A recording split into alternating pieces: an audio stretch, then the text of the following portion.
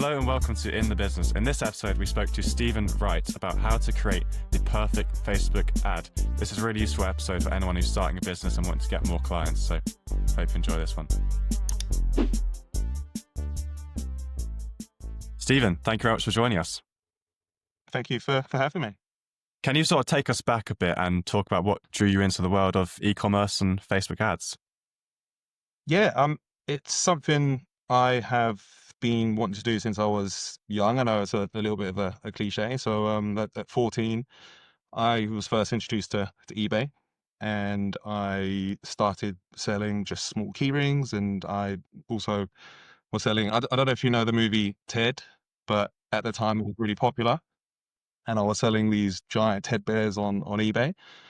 And that was my first introduction to the world of digital marketing. And I spent some time working in sales and eventually transitioned over to working for a company that had their own eBay store. And that was my kind of introduction to the world of e-commerce and building websites around that and everything like that. So that was my intro. Since then, I've been in digital since. So I then transitioned into SEO, analytics, email marketing, and eventually it became Facebook ads. And I caught the wave probably about 10 years ago now. And yeah, haven't really looked back since. Sure. So you've always had a bit of an entrepreneurial spark, really. Yeah, I mean, my goal was to be free as a Yeah. child. So I never was really a fan of kind of working a traditional 9 to 5. Even though I ended up in that situation up until I was about 25 years old. I was always working on hustles, is what my dad used to call Yeah. it. How long So ago? How long ago did you go full time with your business? so I've been full time coming up to 9 years now. Okay. So 9 years as I say an agency, but sometimes it feels like a glorified contract. Yeah, sure. So, Yeah.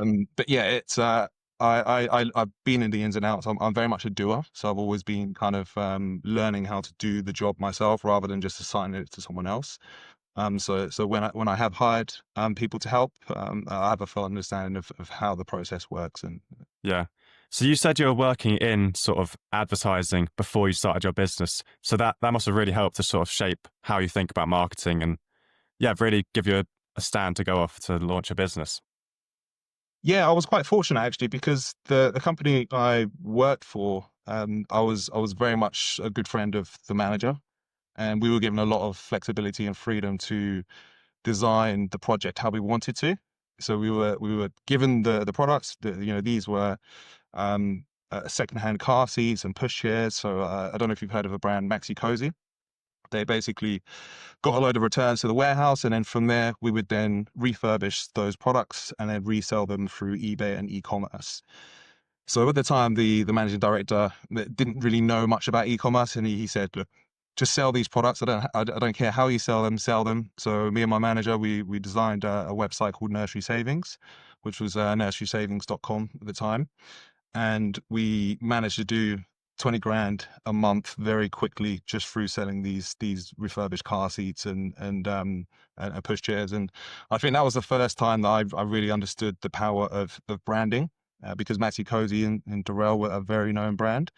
So it was much easier for us to run ads on Facebook at the time. This was like when the Facebook ads were basically landscape ads. So this was the very old Yeah. school.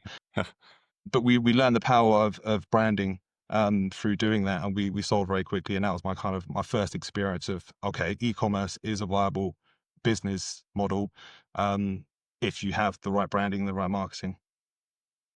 Can you walk us through what is a great ad? Like, what ingredients does an ad need to have to be great? Yeah, so there are a lot of factors that go into a great ad, but the way that I like to look at it is that you have different stages of customer awareness. So just to kind of break it down, you start off with problem aware, and so these are problem unaware. So these are people that are unaware that they have a problem. So this is typically what you call in the marketing industry as top of funnel. This what you'll see with these kind of ads are, if I'm using image hooks specifically, is you'll see image hooks that are making people aware of a problem they're not aware of. So for example, if I'm selling wide fit shoes, it might be something like, Are your feet sore after a long day at work?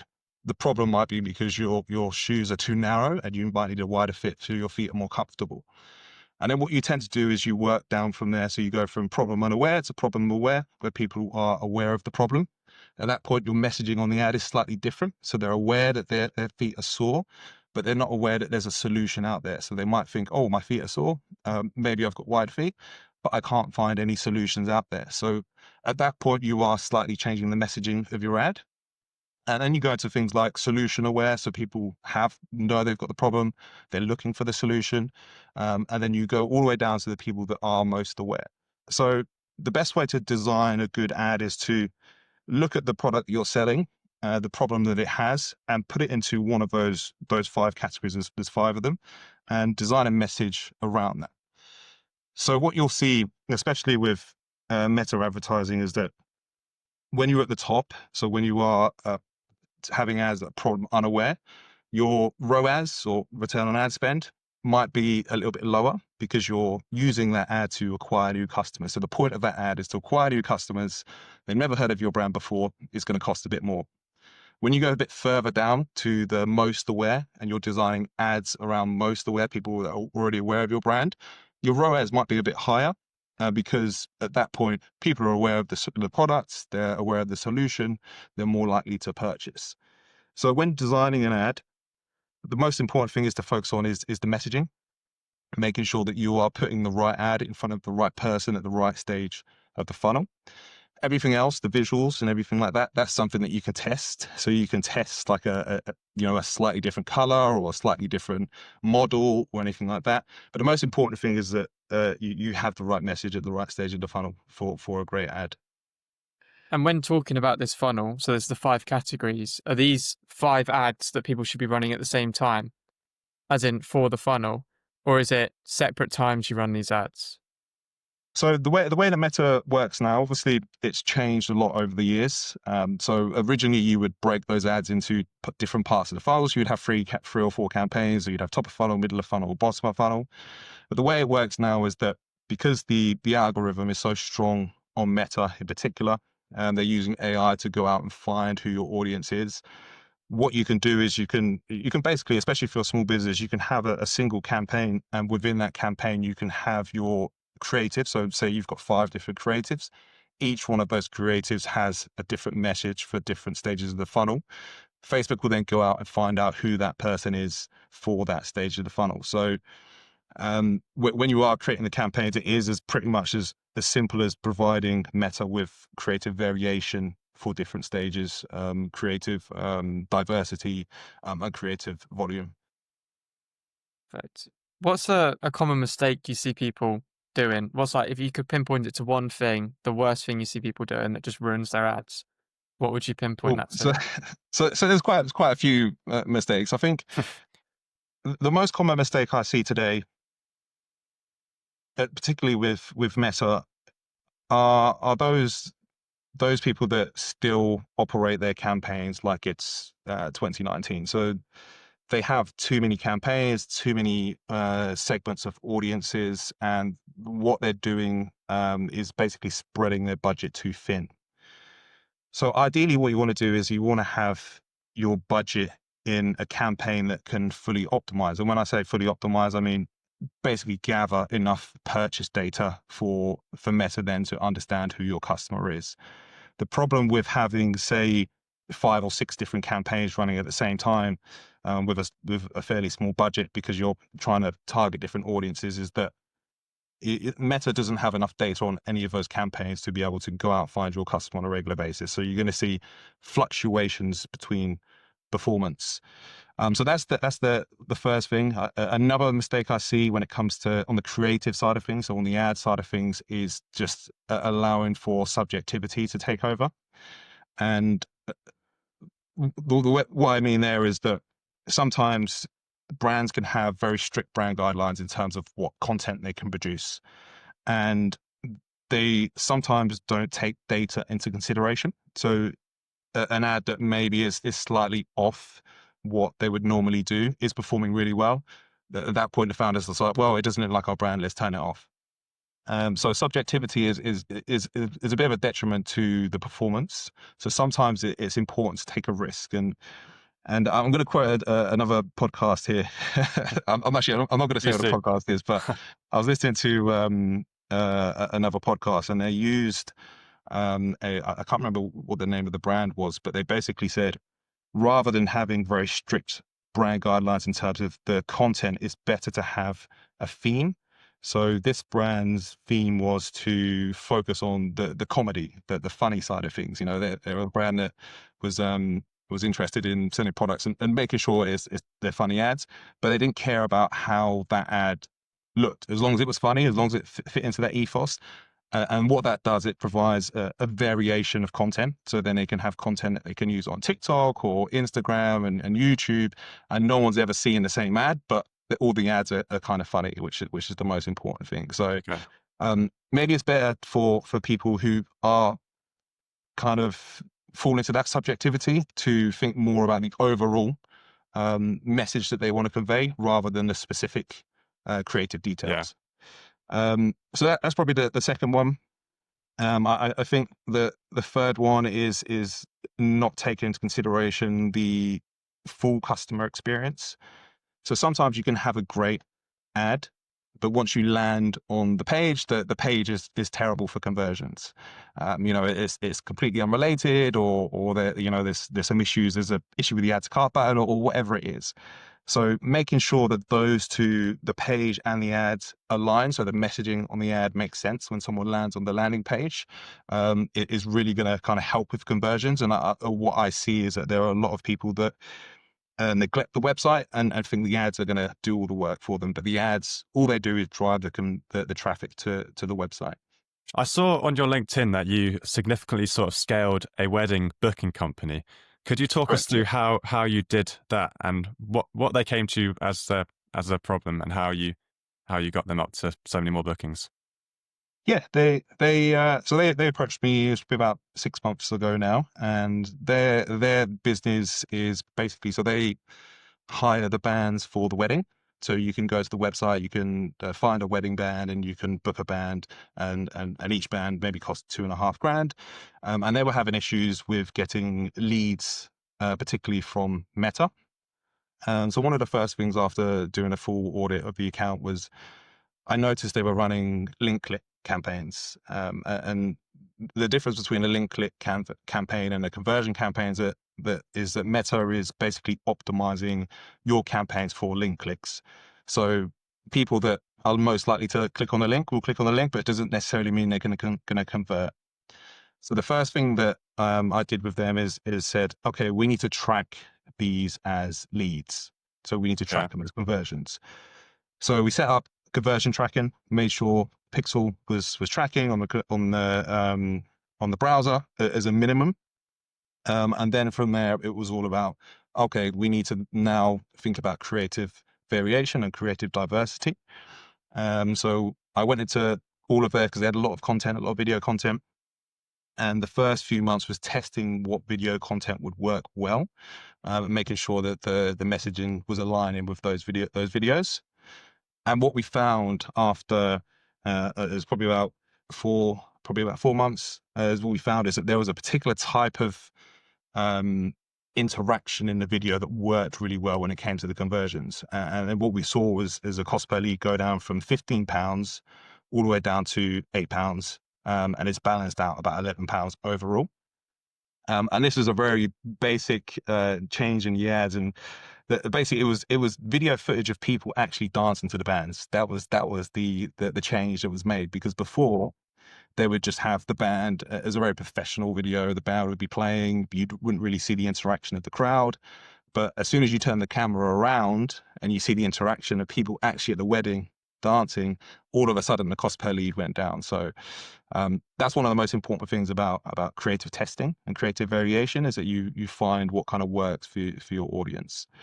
So yeah, this is a growing rapidly wedding business, and it's a brand I'm going to be hopefully working with for a long period of time, because the leads continue to go up, even though we're kind of coming out of wedding season. Amazing. Okay. So I imagine this is an industry that goes through many changes, especially with the meta policies changing. What have been some of those tough challenges that you've faced when it's come to running this business? Yeah, so that is probably the biggest challenge of being on Meta are the changes that happen and how quickly they do happen. And what I'm going to do, there are quite a few, so I'm going to go through some of them. Obviously, the biggest one was iOS 14, so Okay. that caused absolute panic in the industry. And the main issue with that was the ability to attribute conversions and the ability to track. Before, you could track every conversion that went through Meta. After, all of a sudden, half of those conversions are invisible. So when you're then going to a brand and saying, okay, your ads are performing well, and then all of a sudden you're saying, well, your ads are not performing well because of iOS 14, and you're trying to explain to them what iOS 14 is, and because maybe they don't understand the whole process, it's then difficult for you to uh, convince them that your Meta ads are actually performing well for your business growth. So that was the main change that happened over the last 10 years on Meta that has really caused a disruption to the industry. The second one is Reels. So I was very big on Reels before Reels became a big thing. And to the point where I actually lost a client because I was so adamant that they needed to start thinking about Reels for conversions. And the thing about Reels at the time, when they first became a thing and Meta added them as a placement, they didn't convert very well. So they were getting a lot of engagement, but people weren't buying from Reels. So the feed was very much the main way people would convert. And so what I found is that I was very much pushing Reels, but it wasn't converting. But I was saying that if Meta are pushing it, then this is going to become a thing. Reels is now the highest converting placement Interesting. Yeah. outside of feeds on Meta, so Instagram and Facebook. So it has really transitioned to that. And me as a consumer as well, when I go onto Instagram now, I spend most of my time on Reels, sharing funny Yeah. videos with my Very partner. relatable. Yeah. Yeah, exactly. So that was a significant change, and I think the most recent significant change, which is really shaping the industry now, and I think a lot of people, a lot of agencies that are not very agile are still figuring this out, is that Meta are now really focused on their AI Yeah. I was system, going to say about that. Yeah. and they are completely removing detailed targeting. They're completely removing lookalike audiences. The traditional funnel, traditional campaign funnel is disappearing. It will become a platform, more of a tool that you build a strategy around rather than a tool that you have to hire someone to be able to go in and actually make all the changes and everything like that. So at some point, Meta will be, give me creatives, I will go out and find your audience and we'll do the work for you. As simple as that. And I think Mark Zuckerberg has spoken about this over the last few months, that that's how he wants Meta to be. He wants it to be a place where you give us your bank details, you give us the creatives that you want, you give us a cost per acquisition target that you want, and we'll do the rest. You leave it with us. And one of the issues that I think some agencies have is that they still have in-house media buyers who are focused on Meta, so they have to click buttons every day to show their boss that they're doing work. But the thing is, you don't have to click any buttons. You can literally set up a campaign, build the strategy, build the creatives around the problem aware, solution aware, etc., and let it run for a month or two, and then come back, review the results, and make changes to creatives. That's as simple as it is at the moment. Yeah. As a Okay. brand owner yourself, how do you deal with that switch? So it's the switch for me. Obviously, I'm very much on it because I love listening to podcasts like you guys. So I'm very much like understanding all of the changes that are happening. In terms of dealing with it, it can be tough, but I think when you are aware of the changes, you go into the webinars, you're in contact with Metaverse. Yeah. It makes the transition a bit easier. And I think with the rise of AI, it definitely makes that transition easier because you can simply just go to ChatGPT and be like, look, um, I know that the industry is moving in this direction. Can you give me some more detailed information as to why that's happening? What's the psychology behind it? What's the reason behind it? Is it financial? Is it customer driven? Is it, and then it makes it a bit easier. So I think the most important thing is to, especially having a brand is just keeping up to date Yeah. with I the was going to say, I changes. imagine a lot of businesses in this industry are very stuck in the past. Like, it seems like an industry that you have to constantly keep on learning and adapting. Otherwise, you do just get left behind. Yeah, it is very much an agile business, and it's probably one of the reasons why I didn't really want to become like a massive agency, because you do face those problems where you're having to change a whole business Yeah. overnight. And that's why being agile and working with contractors and freelancers and being a fully remote agency has been the reason why I've been able to do this for so long. Because if I was on Meta from the beginning as a big agency at this point, I would have to be looking at transitioning to a creative agency, or transitioning to a TikTok shop agency, or transitioning to just an SEO agency, or whatever, because you can't charge how you charged before, and you can't do the same things you did before and still get the customers. So, for listeners who want to step up their advertising game, what's a single piece of advice that you'd give them today? I think the main piece of advice now is that when you're running ads, remember that you are also running a business. So ads are there to drive traffic. They're not there to give you purchases. So at the end of the day, there's a user. So one of us three are a user. We see an ad, we click through, and then it's the product that does the work. It's the pricing that does the work. It's the website that does the work. So when you're running ads, make sure you are considering those things. Make sure you're considering your product margins. So making sure your numbers make sense. Making sure that when you are running offers and you're running deals, that those are those deals have marketing in mind, so marketing psychology in mind. So if you're doing a buy one get one free, or that kind of stuff. So that is probably the most important thing overall in terms of the message that I want to convey to people, is that it is a business that you're running. Ads is just a tool as to drive traffic to it. On the actual advertising side of things, if you are operating on a budget up to about 6 figures a year on advertising, you want to be consolidating your campaigns and your creatives as much as possible. So if you can get away with running 1 or 2 campaigns, and within those 1 or 2 campaigns, you've got 10 variations of ads. So that's video, that's images, that's carousels, different types, different designs. That's what you want to focus on, rather than trying to do all the little details. You want to focus on keeping things simple and consolidated. So, I mean, the one thing I've mainly learned from this is that it's not just, you can't just pump money in. You've really got to have a clear strategy before you go in. Is that correct? Yeah, Yeah. it's very much the industry now is very much strategy driven. So it's creative strategy, it's financial strategy, and it's psychology strategy. So it's very much become more traditional in terms of how we would have seen it as I was growing up with television ads and that kind of stuff. You are building an ad, you're giving it to the TV or a specific channel, and that ad is showing, and whoever's on the other side of the TV, it's either going to relate to them or it's not. That's pretty much the way that you kind of have to look at meta ads now. It Yeah. didn't used to be like that before, because you could target down to the single person. But now it's like you targeting everybody, and whoever likes it is going to buy the product. So that Yeah. is the way it is. Yeah. Okay. Is there anything you wish you knew when you first started out about ads?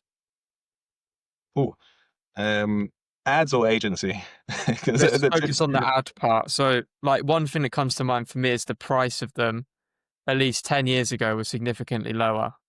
Yeah, yeah. It's I think that is more down to the fact that Meta is more of a commodity platform now than it was before. So I rode that initial wave where the CPMs were very low and it was very cheap, and that's one of the reasons why, going back to nurserysavings.com, it was very successful. We managed to do like 20 grand very quickly, because we literally ran Meta ads, and that was it. All the conversions came through. But the competition now is huge, and I've recently worked with a CFO who for one of the brands that I worked with, and looking at some of the brands that he's managed, we're talking about 8-figure, 9-figure brands. Like these are massive brands. They're spending 70 to 80% of their budget on Meta alone. So that just shows you how much competition there is on the platform. And that's the Yeah. reason why it's more expensive now, because you are competing with pretty much every single e-commerce brand that exists now. The first place they go is Meta. The second place they go is Google. And that's the reason why your CPMs are high. So if you're in the US and you've started a brand, you unless you have a real niche product, you are definitely going to be looking at a more expensive CPM, and that is just because of the competition, as nothing else that's kind of causing that.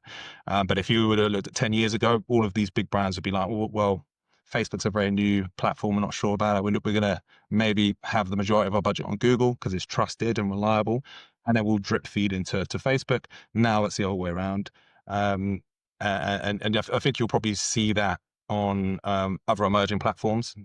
So you did see that initially with TikTok. That's kind of died down a bit. It's more TikTok Shop now, where in the beginning, if you got on TikTok Shop early, you would have made a killing. But now there's a lot more competition Oversaturated. when it comes. Yeah, exactly. So that's basically what's caused that. Talking about all the different types of platforms, what sort of, so if you wanted to advertise on Google and then Meta, YouTube, Snap, TikTok, what sort of percentage would you recommend people to lean towards? Would you say to lean towards the Facebook?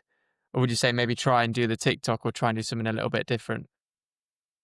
Yeah, I mean, it depends on what type of business you are. If you are an e-commerce business, then the majority of your budget will need to go towards people that are unaware of the product if you want to grow your business. And Facebook is the best platform for people that are unaware. Google tends to be a better platform for people that are aware of the problem, which is why it's great for service businesses, because if you've lost the key to a house, you're aware that you've got a problem that you need to get a new key. So you go to Google, you type in, I need a new key, and then you get but if you lost your key, you wouldn't go to Facebook and find that. So Facebook is great for people that, I like that product, but I've never known it existed. That's why there's a lot of people that will spend the majority of their money on Facebook for e-commerce brands, because they have to make people aware. Google is great for conversions. So once someone has seen that ad on Meta, what tends to happen is that they see the ad, they might click through, they might look at the website, and then, baby's in the cot crying, they come out, and then they completely forget about it. And then they think 2 days later, I was interested in that product. Let me go to Google and search it. They'll go to Google, they'll search it, and then they'll convert on Google. So Google is the conversion platform. So that gets the second budget. So you've got your top of funnel, which is Facebook. You've got your kind of middle or bottom of funnel, which is Google.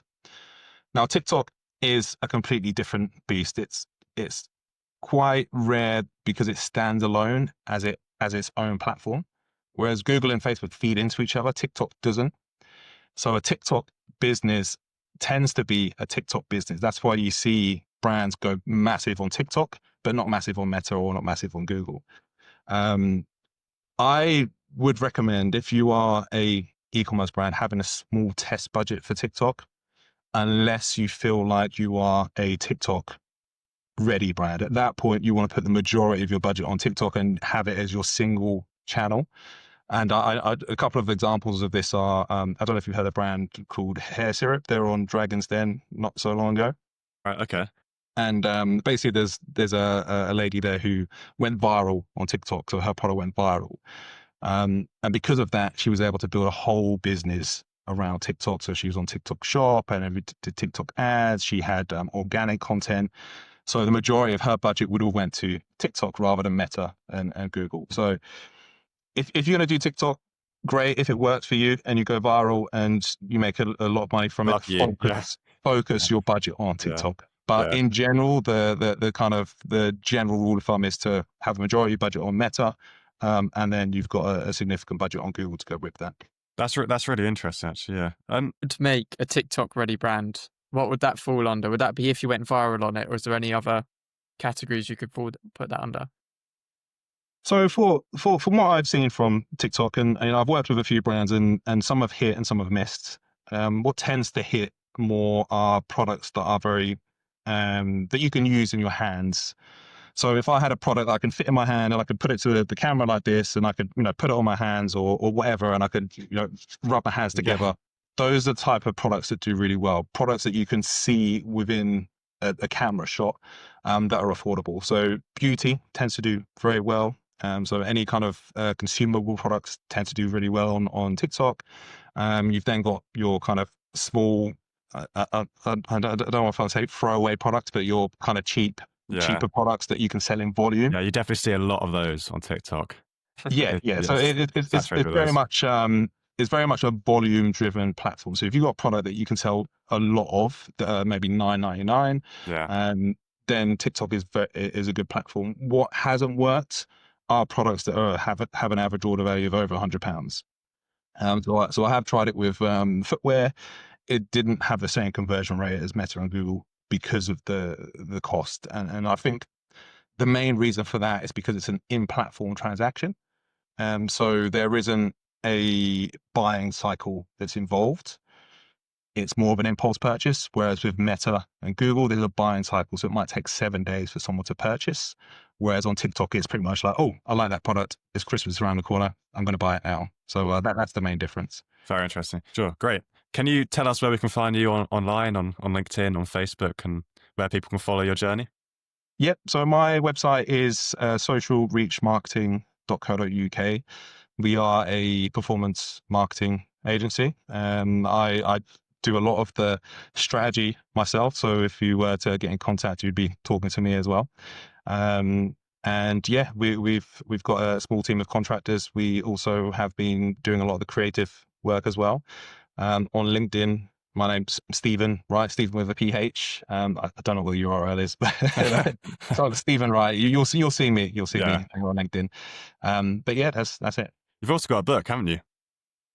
Yeah, I've got a small book which has actually aged really well, because I wrote that over a year ago now. So it's stephenwright.co. That's the website.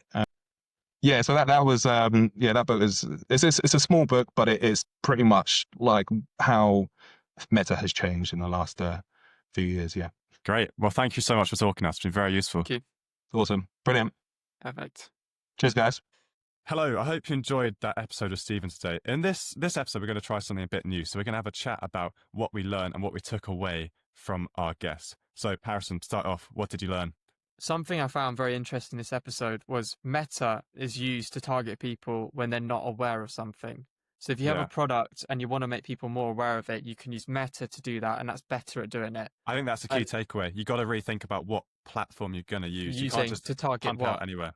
exactly. Yeah. And on the flip side, Google is a great source for a product that someone's aware they need. Yeah. Because if you're scrolling on Meta or whatever, you're on the reels, you're not really thinking, you're just trying to find funny videos and something could pop up. But when you Google something, it's usually more of an intention behind it to buy. Yeah. I think that is the main takeaway. I thought that was very fascinating. And that's something I've never thought of myself. No, neither. As a brand owner when I, market the socks.